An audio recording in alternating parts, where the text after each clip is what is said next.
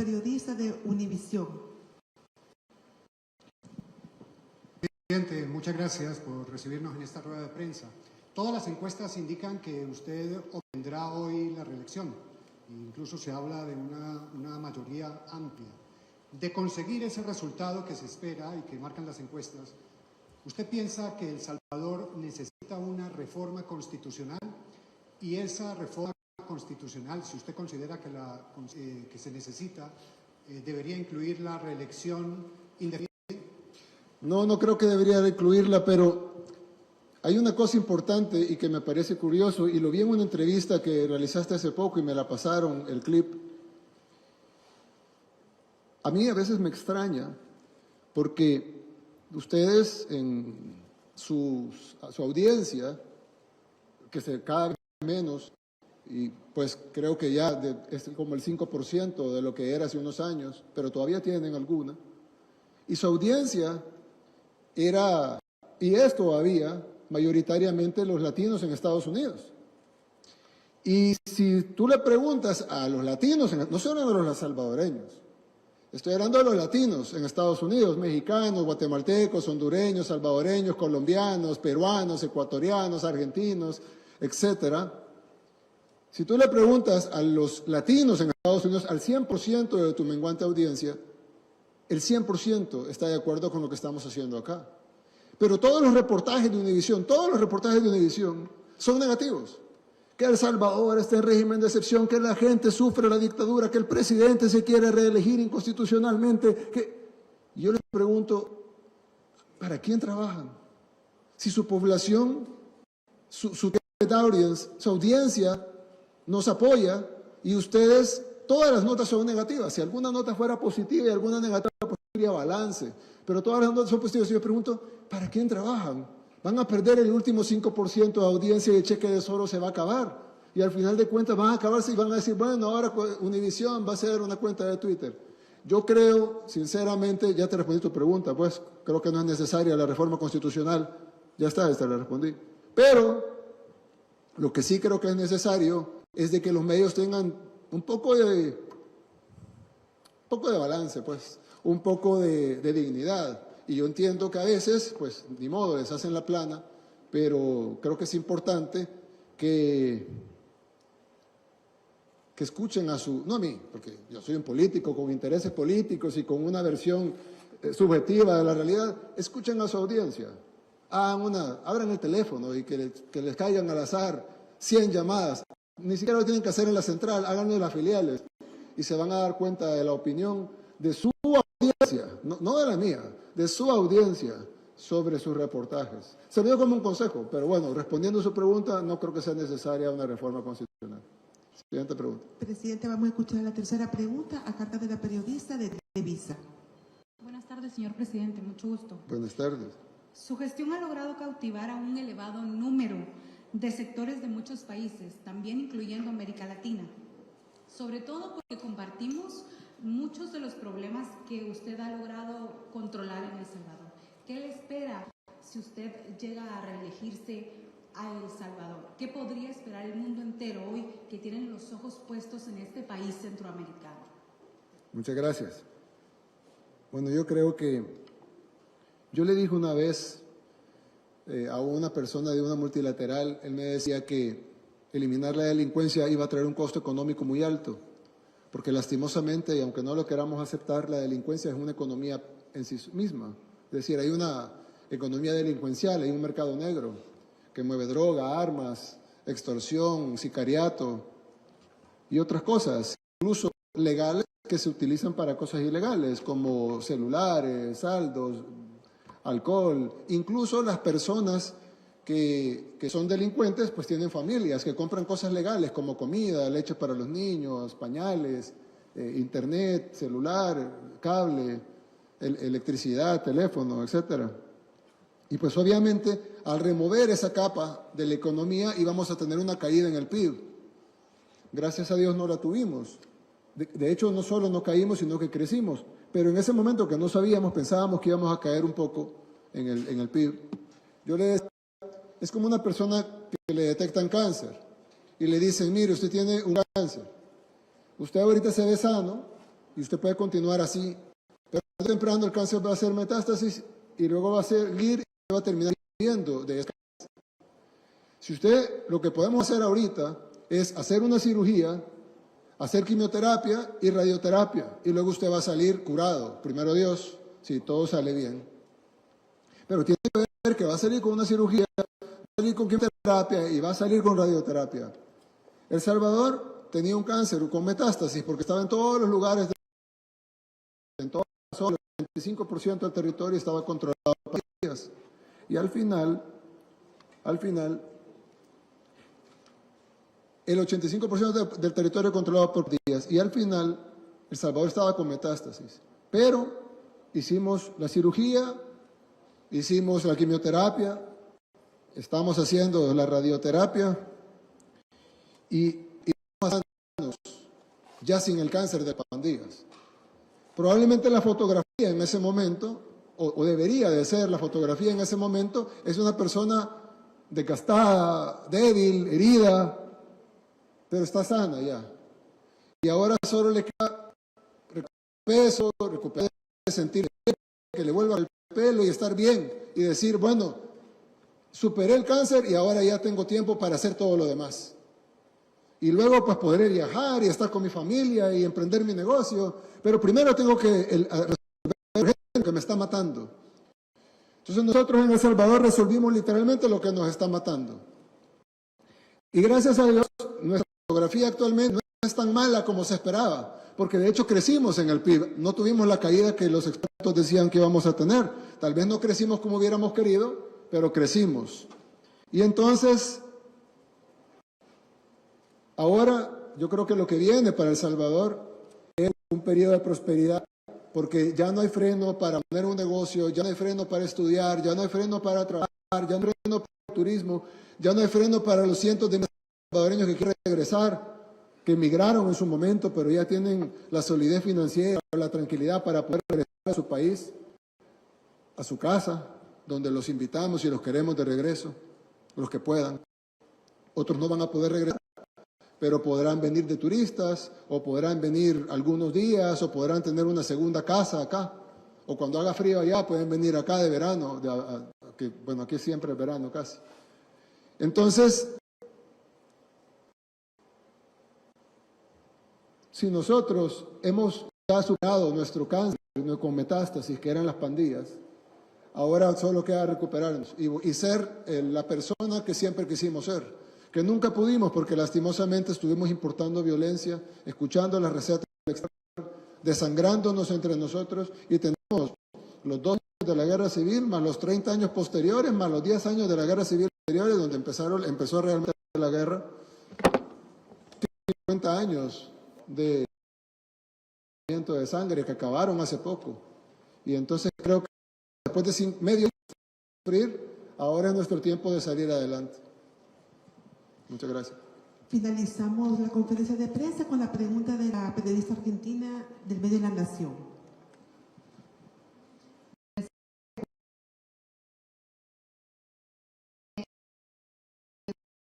Javier Milei como ministros de su gobierno han elogiado su modelo de seguridad como su reforma electoral. Le quería preguntar en ese sentido si usted cree que el modelo de El Salvador se puede replicar en la Argentina, y también saber cuál es su vínculo actual con Milei y si hay en curso algún tipo de colaboración o asesoramiento en cuanto a medidas de seguridad. Bueno, en primer lugar un saludo al pueblo argentino. Yo creo que todos los países tienen diferencias y está claro, así como le decía yo al reportero de la BBC, que El Salvador no es el Reino Unido, pues lo mismo se pudiera decir que El Salvador tampoco es Argentina, y que hay diferencias entre los problemas de Argentina y los problemas de El Salvador. Incluso el problema de seguridad argentina que existe no es tal vez tan apremiante como lo era en El Salvador, y por ende las medidas que pueden ser compartidas de parte de nosotros para lo que pueda ser aplicado en Argentina, pero de repente no tendrían que ser tan drásticas porque no necesitan resolver un problema tan grande como el nuestro. Como el problema es más pequeño, tal vez el medicamento puede ser más pequeño también. Ahora, sobre todo el hecho que somos latinoamericanos, hay similitudes culturales, hay similitudes entre cómo se forman los fenómenos delincuenciales, en los que se forman generalmente producto de la pobreza, y hay bastantes similitudes en las cuales se pueden tomar como ejemplos lo que pasa en El Salvador y lo que pasa en otras partes del mundo. Nosotros hemos ofrecido oficialmente a la ministra Bullrich, no asesoría, no es esa palabra, sino la colaboración que ellos necesitan en todos los temas de seguridad, que es lo que hemos platicado, pero cualquier otro tema. Pero sí, yo diría que el problema en Argentina es más pequeño, preocupante, sobre todo en Rosario, en algunas zonas, pero es más pequeño que, si bien se pueden aplicar algunas cosas, y creo positivo aplicarlas, que es drástico el problema que tenemos en El Salvador de los homicidios, creo que es bastante un medicamento menor.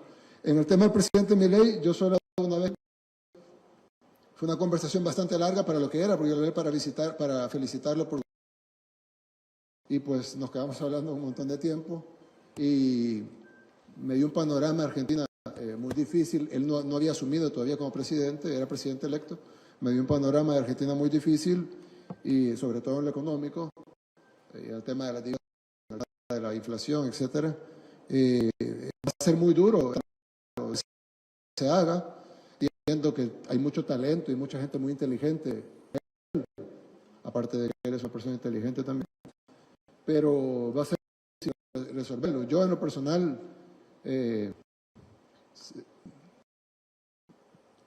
sé que es un problema del tamaño de la diferencia entre la economía y la seguridad, pero de ese tamaño, en el tema económico. Y pues le deseo lo mejor, y si podemos colaborar en algo, somos un país muy pequeño para colaborar económicamente con Argentina, pero si podemos colaborar en el tema de seguridad, con cooperación, etcétera, estamos a la orden. Presidente, hay varias preguntas. Tenemos al periodista de Brasil en estos momentos. Okay. Buenas tardes, presidente. Solo vamos a hacer más preguntas, pero solo quiero decir, porque los salvadoreños tienen 40 minutos para ir a votar y muchos estarán viendo esto y tal vez no van a ir a votar por ver este. Por favor, vayan todos a votar. Esto va a quedar colgado en mi Facebook. Cuando no pueden ver, los que lo quieran ver, los que no lo quieran ver, pues se ahorran el dolor de cabeza. Pero vamos todos a votar, que es importante que todos participemos y que todos tenemos todo el tiempo. En 40 minutos usted entra al centro de votación y si ya está dentro, tienen que dejarlo votar. Recuerde que puede votar con DUI vencido. Recuerde que el transporte público, todas las rutas de buses son gratis. Recuerde que hay seguridad y recuerde que los centros de votación están cerca de su casa porque hay voto residencial.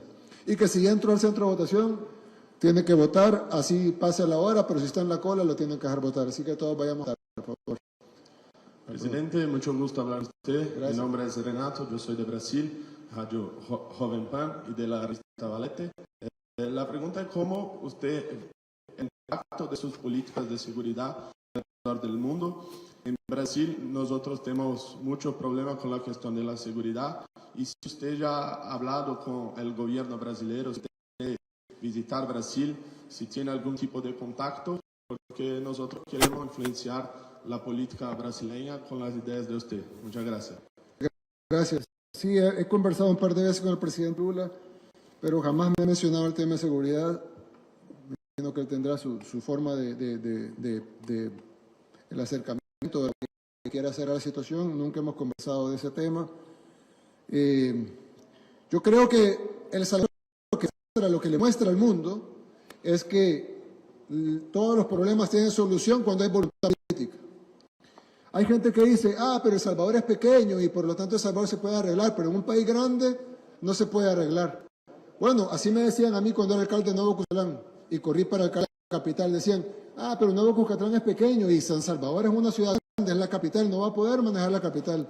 Y cuando fuimos a la capital y hicimos un buen trabajo en la capital, la gente decía, bueno, pero una cosa es ser alcalde y otra cosa es ser presidente. Los problemas de un presidente son diferentes a los de un alcalde. Bueno, aquí estamos, solucionando el problema más grande del país y ahora que en camino a solucionar los demás. Entonces, yo lo que le digo a cualquier persona que diga, no, es que no se pueden solucionar los problemas porque son muy grandes o porque son muy difíciles, imagínense lo difícil que es tener el país más pequeño de Latinoamérica, por ende el país con menos recursos territoriales, con pocos recursos económicos, con ejército pequeño, con una policía pequeña, y tener el récord, no de Centroamérica, ni de Latinoamérica, ni del hemisferio occidental, tener el récord del país más peligroso de todo el mundo. Es un problema grande con pocos recursos para solucionarlo, y lo solucionamos, y rápido, y de una manera limpia, sin costo grande para los salvadoreños, y con aprobación del pueblo, porque eso sería otra cosa. Yo pudiera decir de todo, pero si la gente en la calle dijera, no nos gusta lo que ese presidente está haciendo, pues entonces tal vez yo estoy equivocado. Pero si nosotros decimos eso y la gente está contenta, pues es una validación. Entonces yo creo que lo que El Salvador está haciendo probablemente tendrá muchas diferencias con lo que necesita hacer Brasil, pero sí lo que a muchos gobiernos les molesta es que El Salvador demuestra que todo se puede hacer con voluntad, y que cuando un país no resuelve su problema, sobre todo de delincuencia, es porque no hay voluntad de resolverlos, y en algunos casos porque son socios de los delincuentes. Y entonces, pues obviamente no van a atacar. Tiene muchos costos, pero el primero para un socio de los delincuentes es que pierde su negocio. Tiene que ser alguien que no le importen los delincuentes, que no le importe la economía criminal, que esté dispuesto a quedar y a poner los delincuentes a la cárcel para que lo pueda solucionar. Entonces, ¿la receta de El Salvador se puede aplicar copy-paste en otro país del mundo? Lo dudo. Pero el ejemplo de El Salvador puede servir, que un país tan pequeño, tan pobre como El Salvador está solucionando sus problemas con voluntad política y apoyo del pueblo, sí. Y por eso ese ejemplo aplica en Brasil y en cualquier país del mundo. Escuchamos la siguiente pregunta a cargo del periodista del periódico El País. Hola, presidente. Mucho gusto en saludarte. Su vicepresidente, Félix Ulloa, ha dicho que están sustituyendo la democracia por algo nuevo. ¿Podría decirme qué es ese algo nuevo?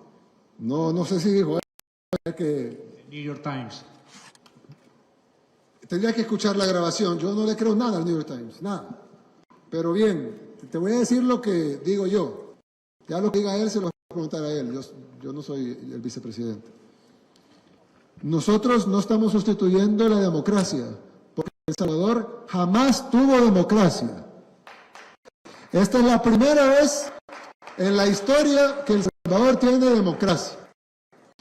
Y no digo yo, lo dice el pueblo, que la definición de democracia, la real, no la inventada por las élites, es demos y kratos, el poder del pueblo. No dice la élite o la ONG o el periódico Lo País, no. Dice el poder del pueblo, demos y kratos.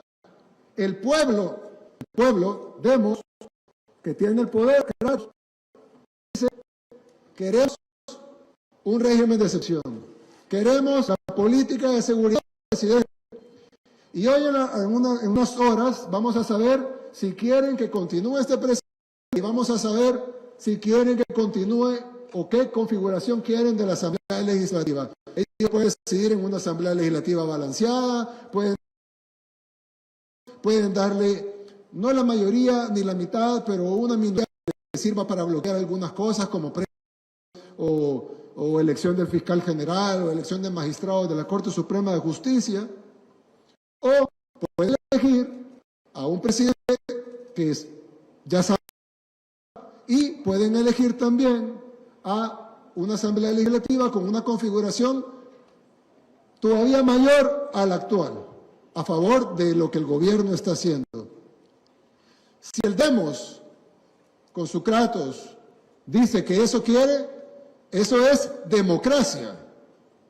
Ahora, si tú ves que eso no es democracia, entonces habría que revisar tu definición de democracia. Pero en mi definición de democracia, no estamos reemplazando la democracia. Nosotros estamos trayendo la democracia a El Salvador, que lo que ha vivido es el control de dos élites, no son corruptas, más que demostrar que eran increíblemente corruptos, sino además asesinos, porque mataron a nuestro pueblo desde la guerra, se repartieron el país en los acuerdos de paz financiados por las Naciones Unidas, y luego después de eso pasaron 30 años desangrando el país, entrenando a los pandilleros en los polígonos de tiro del ejército, y de eso hay amplias investigaciones,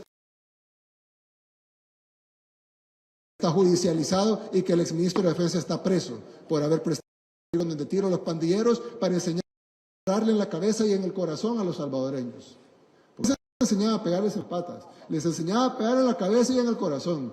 Se entrenaban pandilleros con dinero público en de tiro del Estado para que aprendieran a matar. Se les dio armas, se les dio dinero, se les dio legitimidad. Aquí vino el secretario general de la OEA, la Organización de Estados Americanos para los medios que no son de América.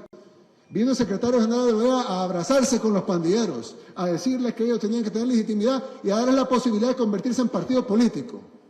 Entonces, esa es la democracia. Pero eso no tiene nada de democracia, eso es lo que ustedes democracia.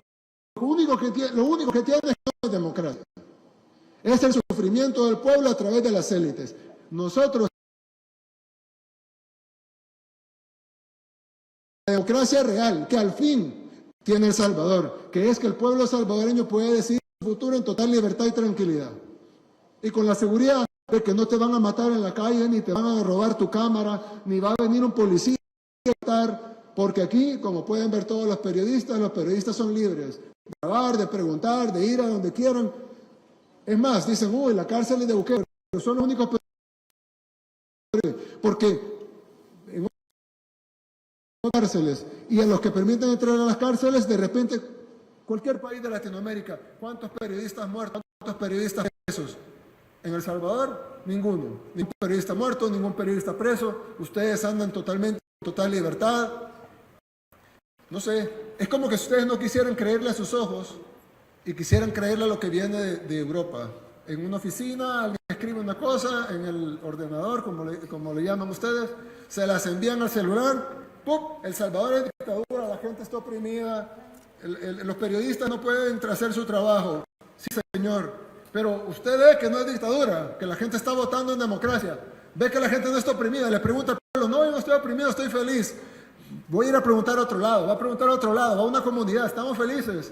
Ve las elecciones libres, la gente gana con un montón de votos, la gente elige una mayoría inédita de la democracia moderna. No, pero aquí dice que dictadura. Y que los presidentes no podemos trabajar. Pero tú puedes trabajar y todos los demás. Y entonces tú le preguntas a tus compañeros, ¿ustedes pueden trabajar? Sí, todos podemos trabajar. Pero ¿quién dice que no podemos trabajar? Voy a escribir que el periodismo está fijado en El Salvador y que no puede trabajar. Yo de verdad no sé quién les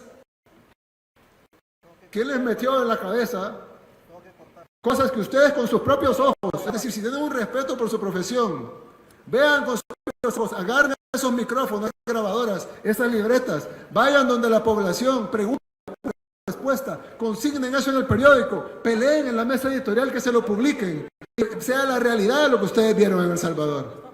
Pero vienen a El Salvador, toman la fotografía, en un caso yo estaba haciendo así, que había alto, bajo, me toman la foto así, me ponen. Es decir, yo lo que digo es, ¿cuándo va a regresar la dignidad del periodismo, por Dios? Yo admiraba el periodismo hace 20 años.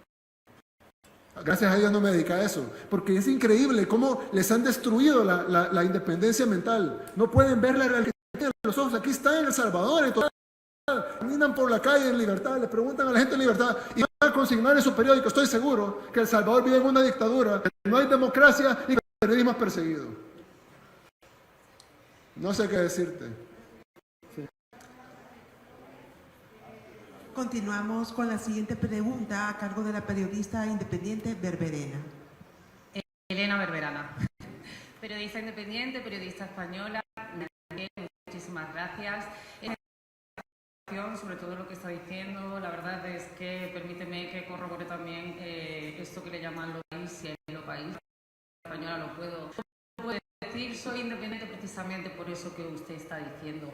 ¿Qué cree usted que hay detrás de toda esta prensa que está manipulando estos medios de comunicación, que le dirigen a usted un ataque continuo y que incluso los diarios en España como decían que iba a instaurar un partido único? Y sin embargo todos estos periodistas han sido testigos convencidos de que, como yo, de que aquí hay una democracia completamente limpia, observadores internacionales, centenares de ellos, después un ambiente de fiesta increíble. Yo misma estuve anoche, tengo que decir, andando sola por el San Salvador para corroborar como periodista que es cierto esos datos que matan el relato. Y quería preguntarle, ¿qué cree usted, Nayib Bukele, que hay detrás de todo esto? ¿Por qué no se fijan en esos datos? ¿Por qué el periodismo ha muerto? Es bueno, cierto. ya ven. Claro. Es que ellos, Fíjense. es difícil aceptar que te han lavado el cerebro. Y les ha de doler cuando tú decís eso. En el fondo saben que es verdad, pero no pueden aceptarlo, porque significaría aceptar que su trabajo es engañar a la gente. Hay una razón que veo yo nada más. El Salvador no es un país grande, no es un país rico, no es un país con grandes recursos naturales. Tenemos un país hermoso, playas, pero no tenemos petróleo, no tenemos grandes minas de oro o de diamantes. Y entonces, ¿cuál pudiera ser el interés? Pero está claro que hay un ataque orquestado de muchos medios internacionales. Entonces, yo sinceramente creo que el problema de El Salvador es que ellos tenían un plan para todos nuestros países y les ha funcionado perfectamente en Ecuador, le funcionó perfectamente en muchos países. Y todos los países fueron cayendo. Mira la realidad de Chile. Chile para nosotros era el país de ensueño en Latinoamérica, era el país más desarrollado de toda Latinoamérica, el paso del primer mundo. Y mira cómo va ahora, un país tan pulcro, precioso como Chile, cayendo. Y cuando vemos eso, el plan estaba funcionando perfecto. Meter estas ideologías totalmente sin sentido común, soluciones como, hay criminales, ya sé, quitemos leyes contra los criminales, hay mucho crimen, quitemos los fondos a la policía, hay mucha droga, repartamos. Es decir, pareciera como que todos tontos no son. Entonces ellos saben escribir motivaciones y argumentaciones por los cuales esas políticas y se las lograron meter a la ONU, a la OEA, a las ONG, financian ONG, medios de comunicación, y empezó a funcionar y la gente empezó a aplaudir porque ni o a aguantar, o a reclamar como tú y ser despedida por reclamar. Y entonces, de repente, peligroso, demuestra que se puede, que con las políticas contrarias a las que ellos aplican se puede resolver el tema más grave, el problema más grave que teníamos acá. Y luego, cuando crezcamos económicamente, cuando arreglemos la salud, cuando arreglemos la educación, cuando crezca nuestra economía, entonces, ¿cómo le van a decir a sus pueblos? No, sigamos aplicando estas recetas sin sentido. Que aplicó las recetas que nosotros no aplicamos, que nos dijo que tenía la razón, también está equivocado. Entonces el problema de El Salvador no es el país en sí.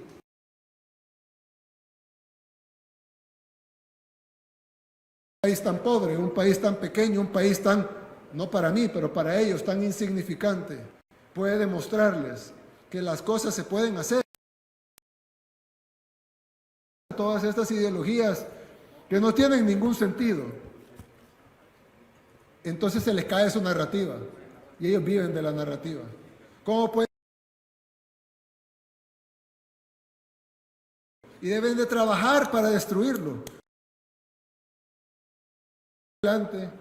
Es una bofetada a sus ideologías y es una bofetada a todo lo que ellos tratan de hacerles creer a sus poblaciones, y que sus poblaciones ahorita mismo en España están sufriendo por culpa de la aplicación de esas ideologías.